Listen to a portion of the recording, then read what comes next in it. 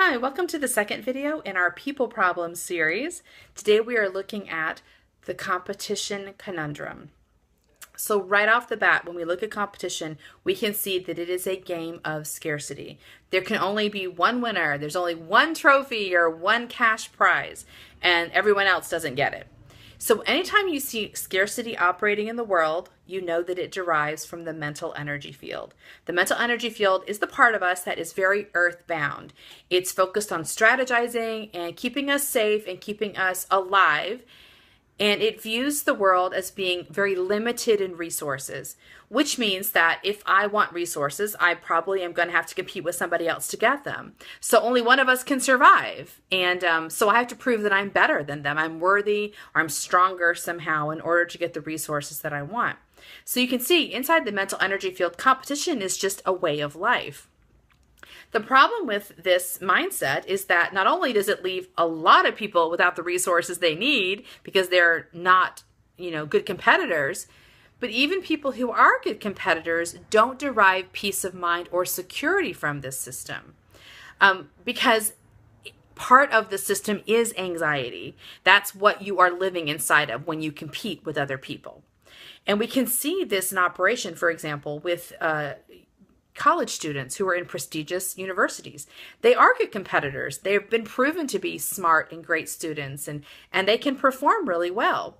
But you hear stories of these same college students taking drugs in order to study harder so they don't have to sleep and they can keep up the good grades. And then if you ask them about them, they'll often say, well, I have to compete. I can't. Everyone else is doing it. I have to use these drugs to compete. Getting good grades and performing well is so important that it is more important than their physical, mental, or emotional well-being. You also hear stories of kids who are facing failing a class or even just not making the best grades, hurting themselves and even sometimes committing suicide. So there is a level of anxiety that comes with being a good competitor that tells you something's inherently not stable about the system.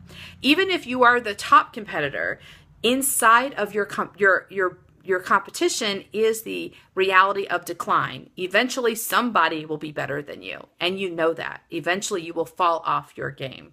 So there is a sense of anxiety and lack of safety inside of competing inside the mental energy field. So if we want to choose a different system, one that is really about security and abundance and true expansion, we have to change our focus from competing with other people and move it into competing against ourselves. And actually, when you look at world-class athletes who are consistently performing at that level, they will often tell you that they don't think of themselves as competing against other people. They do think of themselves as competing within themselves. I remember at the last Summer Olympics, there was a bit of footage I saw of Michael Phelps before he was going to compete in one of the swimming events.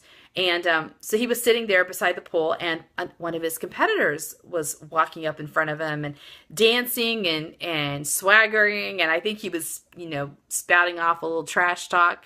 But Michael Phelps just didn't even seem to see the guy. Like, he had some music in his ears and he has eyes closed. He was just in his own zone. And as a result, he won that race. So when you look at that footage, you see the fellow that was his competitor thought that he was competing against Phelps. So he was trying to knock him off his game. But Phelps did not seem to think he was competing against this guy. He was competing inside of his own zone of excellence.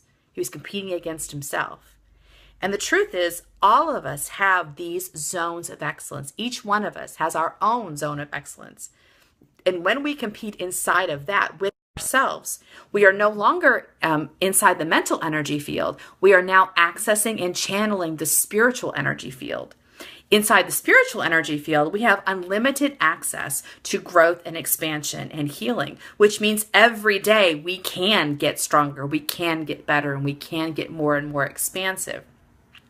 Another thing that occurs to me is something that I read a while back, and I've mentioned it several times, a concept that derives from the Jewish system of Kabbalah. It is the idea of the Taya.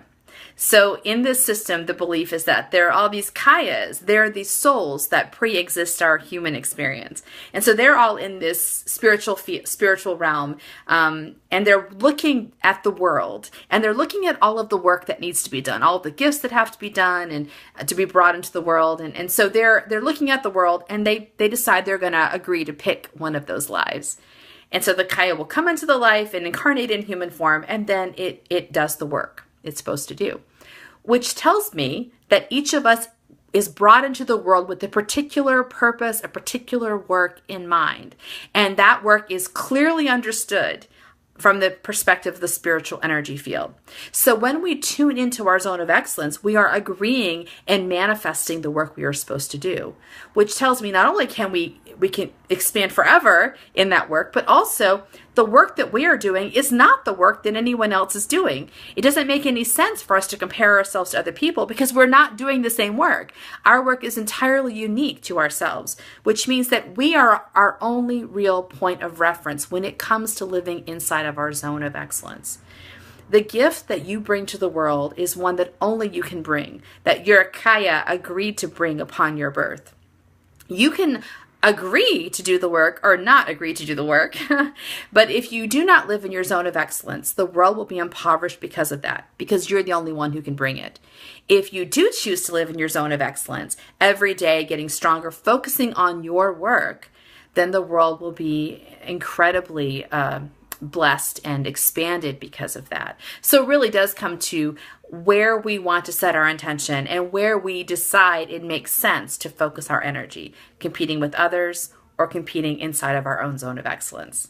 So that's my my food for thought for this week. Please feel free to respond and how it affects you or how you respond to it.